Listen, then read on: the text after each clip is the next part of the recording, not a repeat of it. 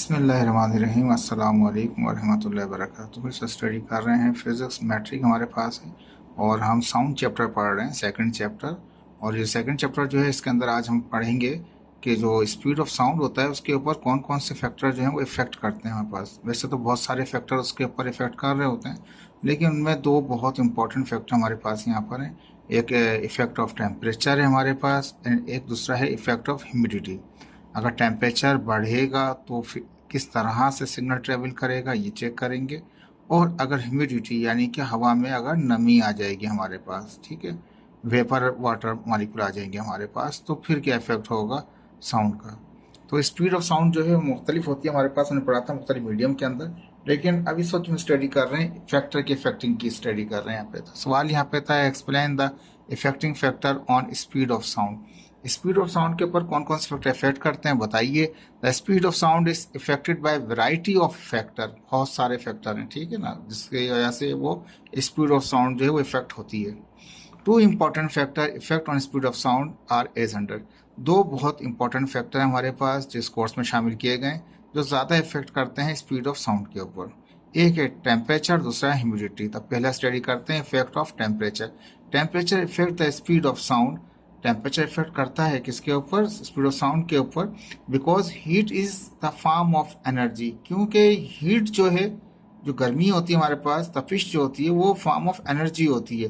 They depend on the kinetic energy of the molecule. और जो heat energy है वो डिपेंड करती है के ई के ऊपर, के इलेक्ट्रिक पे नहीं, काइनेटिक एनर्जी के ऊपर डिपेंड करती है, किसके, ऑफ द मॉलिक्यूल के। तो टेम्परेचर जो है वो इफेक्ट हो रहा है इनडायरेक्टली तौर पे kinetic energy of the molecule पे। अगर काइनेटिक एनर्जी मॉलिक्यूल बढ़ेगी तो उसका टेम्परेचर भी वो बढ़ जाएगा वहाँ पे।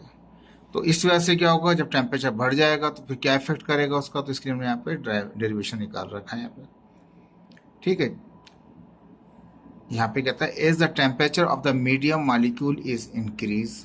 जैसे ही टेम्परेचर बढ़ेगा मीडियम मॉलिक्यूल का, यानी कि जो भी मीडियम हो, चाहे वो एयर में हो चाहे किसी में भी हो हमारे पास, लेकिन सिंपल एक बात कर रहे हैं कि कोई भी सब्सटेंस है उसका जो जो एज है हमारे पास मीडियम इस्तेमाल हो रहा है, अगर उसका टेम्परेचर इंक्रीज होता है तो उसका as the temperature of the molecule is increase, molecule का टेम्परेचर बढ़ता है तो medium molecule vibrate with the higher speed.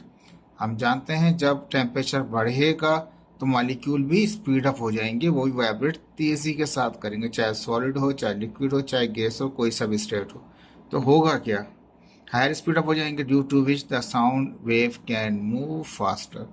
कहता है कि इस तरह से क्या होगा, साउंड वेव जो है वो तेजी के साथ क्या करेगी, वो ट्रेवल करेगी, ठीक है। तो साउंड का इफेक्ट, टेम्परेचर का इफेक्ट साउंड पे किस तरह से आया कि अगर टेम्परेचर बढ़ेगा किसी भी मीडियम का तो साउंड इतना ही तेजी से क्या होगा, वो मूव करेगा, वो ट्रेवल करेगा एक जगह से दूसरी जगह। क्लियर है, ठीक है। तो यहाँ पे यही कहा हुआ था कि जो टेम्परेचर है वो इफेक्ट करता है स्पीड ऑफ साउंड पे, और वो डिपेंड कर रहा होता है kinetic energy of the molecule की एनर्जी बढ़ेगी तो वो ज़्यादा मूव करेगा, तेज चला जाएगा। The speed of sound in air at room temperature is 25 degree centigrade. अगर फर्ज कर लें speed of sound room temperature के बाद, रूम टेम्परेचर का मतलब ये जब भी रूम टेम्परेचर की बात करेगा तो समझ लीजिए 25 डिग्री रखा जा रहा है। स्पीड ऑफ साउंड क्या होगा रूम टेम्परेचर पे, वो होती है हमारे पास 346 मीटर पर सेकेंड एयर में, किसमें, एयर के अंदर।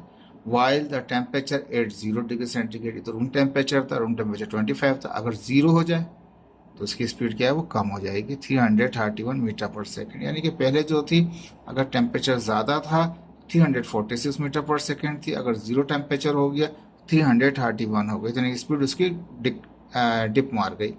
This means higher the temperature of the medium faster the speed of the sound in air. जितना ज़्यादा मीडियम का टेम्परेचर ज़्यादा होगा इतना ही साउंड वो ट्रेवल करेगा तेज़ी के साथ, ठीक है। अब इसके लिए उन्होंने यहाँ पे फॉर्मूला भी दिखाया हुआ है कि अगर आपको स्पीड मालूम करनी है साउंड के अंदर तो वो बराबर होता है, स्पीड का फार्मूला वी बराबर, स्पीड ऑफ साउंड बराबर होता है, वी बराबर होता है किसके, 331 इंटू रेडिकल टी अपॉन 273 के, ठीक है। अब इसको दूसरे अंदाज में ये कह लें, जिसने यहाँ पे फिक्स दे रखी है ना, ये आपको दे रखी है 0 टेम्परेचर की, क्या दे रखा है, 0 टेम्परेचर का दे रखा है 331, ठीक है। ये वो टेम्परेचर होगा टी जो कि उस वक्त मौजूद होगा। 0 डिग्री सेंटीग्रेड में तो नहीं होता, टेम्परेचर चेंज होता है हमारे पास, माइनस में जा सकता है। ठीक है, जो भी टेम्परेचर होगा उसको केल्विन कन्वर्ट करेंगे, उसको डिवाइड करेंगे, कांस्टेंट है ये, फिक्स है 273। केल्विन का क्या है, 1000 का क्या नहीं है, 273 है। डिवाइड करेंगे, जो कुछ भी निकलेगा रेडिकल से बाहर निकालेंगे, मल्टीप्लाई करेंगे तो पता चल जाएगा हमें स्पीड कितनी है इतने टेम्परेचर के ऊपर। ठीक है जी, तो ये स्पीड ऑफ साउंड के ऊपर इफेक्ट था टेम्परेचर का। अगर मीडियम का टेम्परेचर बढ़ेगा तो स्पीड भी उसकी बढ़ जाएगी। ठीक है, कम होगा तो स्पीड भी कम हो जाएगी। Here V is the speed of sound in air, इसका साउंड एयर वी हमारे पास, टी उसका एब्सोल्यूट टेम्परेचर है अकॉर्डिंग टू फार्मूला। अभी जो फार्मूला है इसको ड्राइव किया गया, speed of sound is directly proportional to the square root of the temperature. वो डायरेक्टली प्रोपोर्शनल है स्क्वायर रूट के अंदर। टेम्परेचर बढ़ता जाएगा तो क्या होगा, उसकी भी स्पीड बढ़ती जाएगी। That means as the temperature of the air increase the speed of the sound will increase. इसका मतलब ये हुआ, डायरेक्टली प्रोपोर्शनल का मतलब होता है कोई चीज़ ऊपर होती है अपॉन में नहीं होती। पहली चीज़ तो ये। दूसरी चीज़ ये कि डायरेक्टली प्रोपोर्शनल क्या था, एक चीज़ बढ़ाएंगे दूसरी चीज़ भी रिफ्लेक्ट करके बढ़ेगी डायरेक्टली में। और इन्वर्सली में क्या होता है, अगर एक चीज़ बढ़ाते हैं दूसरी चीज़ बढ़ती नहीं है, वो कम हो जाती है। तो इन्वर्सली नहीं कहेंगे, यहाँ पे डायरेक्टली कहेंगे। इन्वर्सली में अलग हो जाएगा, इन्वर्सली में एक बढ़ता है दूसरा कम हो जाता है, ये एक बढ़ रहा है दूसरा कम रहा है, टेम्परेचर के बढ़ने से वेलोसिटी बढ़ रही है, तो ये कहलाता है डायरेक्टली प्रोपोर्शनल। जैसे जैसे टेम्परेचर बढ़ता जाएगा मीडियम का, ठीक है, इसका मीडियम का, ऐसे ऐसे क्या होगा आपके पास, ये स्पीड बढ़ती जाएगी साउंड की एयर के अंदर। ठीक है जी, अब यहाँ कहता है इफेक्ट ऑफ ह्यूमिडिटी, दूसरा जो उसका हिस्सा था, कहता है ह्यूमिडिटी, जिसको हम मॉइस्चर भी कहते हैं। क्या कहते हैं ना, जैसे क्रिकेट मैच आते हैं आजकल, जैसे कि मैच आने वाला है इंडिया का भी आपका, या कोई भी मैच हो रहे हैं पाकिस्तान के भी क्रिकेट के, तो उसमें कहते हैं जी ह्यूमिडिटी रेट देखें कितना है, यानी कि हवा में कितने मॉइस्चर है। कहता है मॉइस्चर हैज़, ह्यूमिडिटी बोलें मॉइस्चर बोलें, has small effect on speed of sound, sound के ऊपर हवा के अंदर इन एयर। तो कहता है कि जो ह्यूमिडिटी है या मॉइस्चर है वो स्मॉल इफेक्ट रखता है साउंड की स्पीड पे एयर के अंदर। जो साउंड की स्पीड है उसके अंदर स्मॉल इफेक्ट रखता है, ह्यूमिडिटी रखता है पर थोड़ा रखता है। बिकॉज द ह्यूमिडिटी डिक्रीज, अगर ह्यूमिडिटी डिक्रीज होगी the density of the air, कहते हैं humidity decrease the density of air, क्योंकि ह्यूमिडिटी डिक्रीज होती है किससे, डेंसिटी ऑफ एयर से। अगर डेंसिटी ऑफ एयर कम हो रही है तो क्या होगा, ह्यूमिडिटी भी क्या होगी उसकी, वो यहाँ थोड़ा सा चेंज कर दिया मैंने आपको।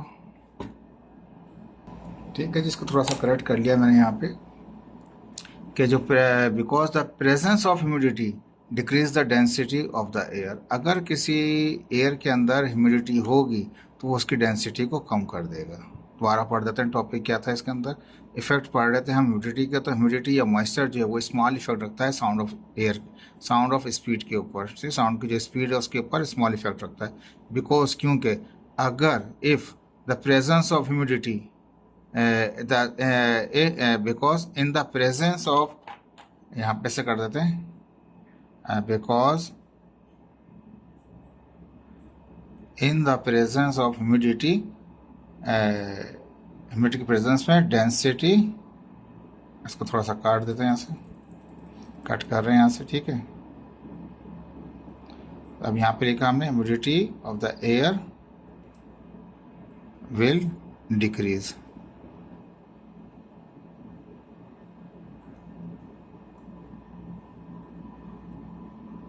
ठीक है, तो अब यहाँ पर हमने थोड़ा चेंज कर दिया सेंटेंस को। हमने लिखा ह्यूमिडिटी या मॉइस्चर जो है स्मॉल इफेक्ट रखता है साउंड की स्पीड के ऊपर, थोड़ा सा इफेक्ट रखता है। क्यों, in the presence of humidity, अगर प्रेजेंस हो ह्यूमिडिटी की मौजूदगी में, density of air will decrease, तो एयर की जो डेंसिटी है वो कम हो जाती है अगर ह्यूमिडिटी मौजूद है। तो दूसरे अल्फाज में लिखा डेंसिटी ऑफ द मॉइस्चर या water vapour is less as compare to the air. हवा के नॉर्मल एयर के मुकाबले में जो मॉइस्चर वाला एयर होगा उसमें डेंसिटी क्या होगी, वो कम होती है किसकी, एयर के मुकाबले में। यानी कि जो अगर डेंसिटी निकालें आप मॉइस्चर की है तो वो क्या होगी, वो कम आएगी किसके मुकाबले में, वो डेंसिटी निकालें एयर के, इसमें मॉइस्चर नहीं है।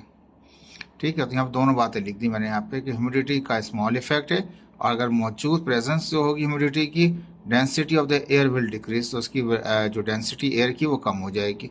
मॉइस्चर की डेंसिटी कम होती है as compare to the density of the normal air. ठीक है जी, the speed of sound is inversely proportional to the square root of the density of the medium, यानी कि इनवर्सली प्रोपोर्शनल हो गई स्पीड, स्पीड क्या है वो इन्वर्सली प्रोपोर्शनल है। तो स्पीड को v से ज़ाहिर कर रहे हैं किसके साथ, square root means radical, inverse का मतलब है अपॉन में आएगी चीज़ ना, तो इन्वर्स का मतलब अपॉन में आया, लेकिन square root means radical of the density of the medium. ये रो लिख दिया इसके अंदर डेंसिटी का।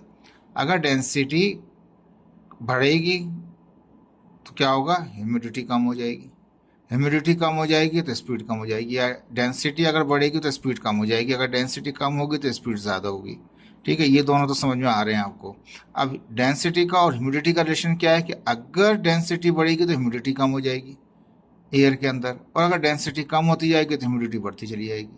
ये दूसरे अल्फाज में इसको इस तरह तो चेंज करके कह देते हैं, ह्यूमिडिटी जैसे जैसे बढ़ती जाएगी डेंसिटी एयर की कम होती चली जाएगी, उसकी डेंसिटी कम होगी तो वेलोसिटी ज़्यादा हो जाएगी।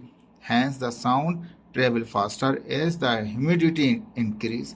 साउंड कहता है कि वो बहुत तेज़ी से सफ़र करेगा जब ह्यूमिडिटी बढ़ जाएगी।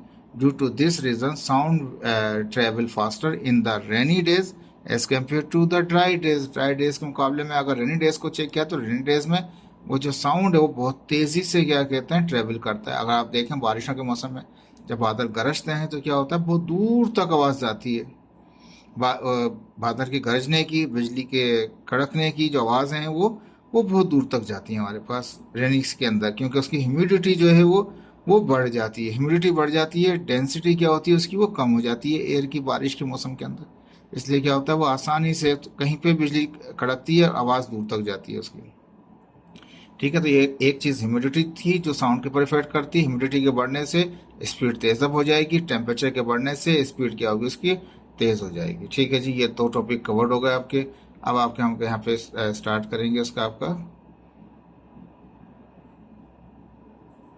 न्यूमेरिकल्स हैं इसके अंदर। ठीक है, दो न्यूमेरिकल्स हमारे को वर्क एग्जाम्पल दे रखे थे। तो वर्क एग्जाम्पल 1 है, कहता है a sound wave has a frequency of 6 kilo hertz.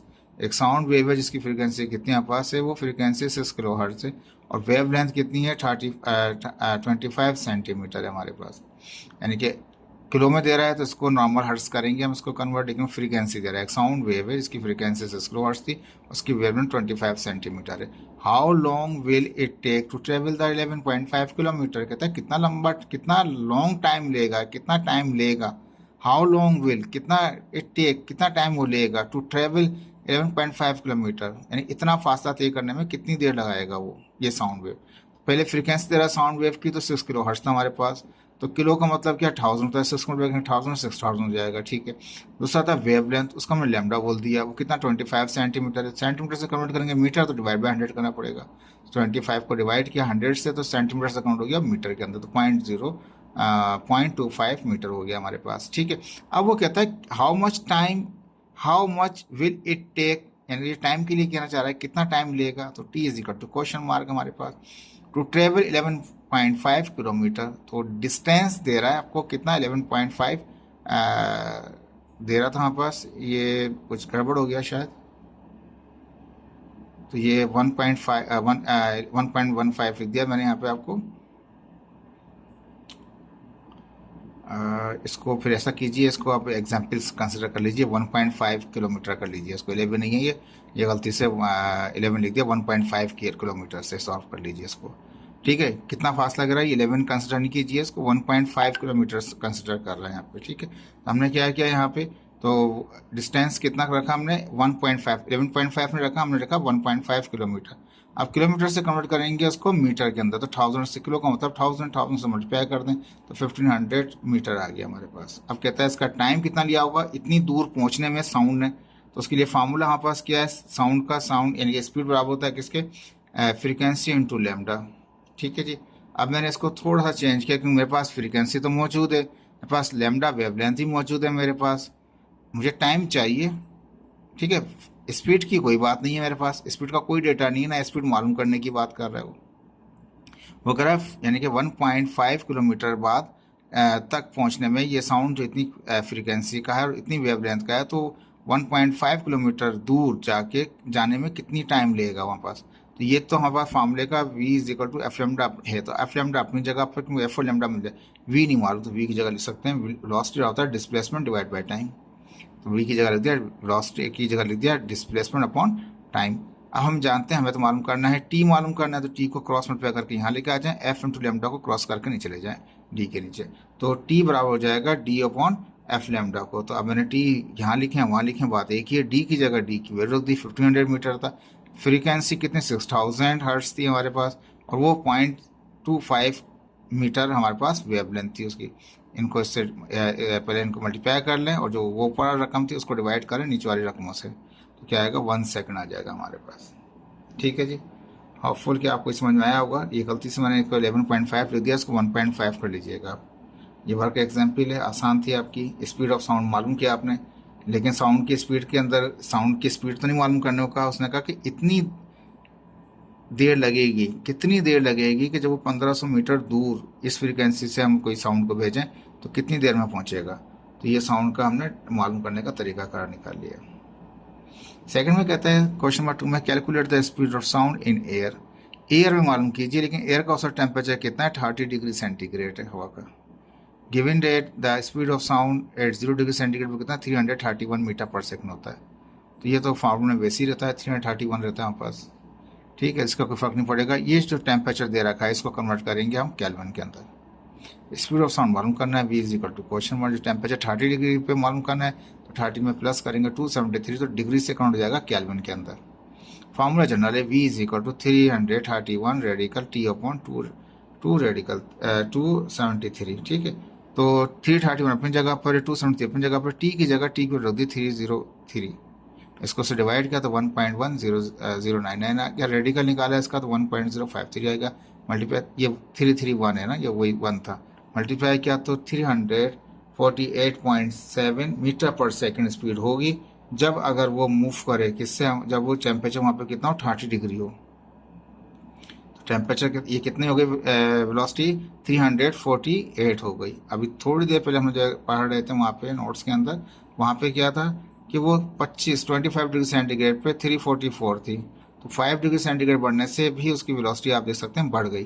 Temperature बढ़ा तो वेलोसिटी बढ़ गई साउंड की। ठीक है, एक प्रॉब्लम ये था आपका।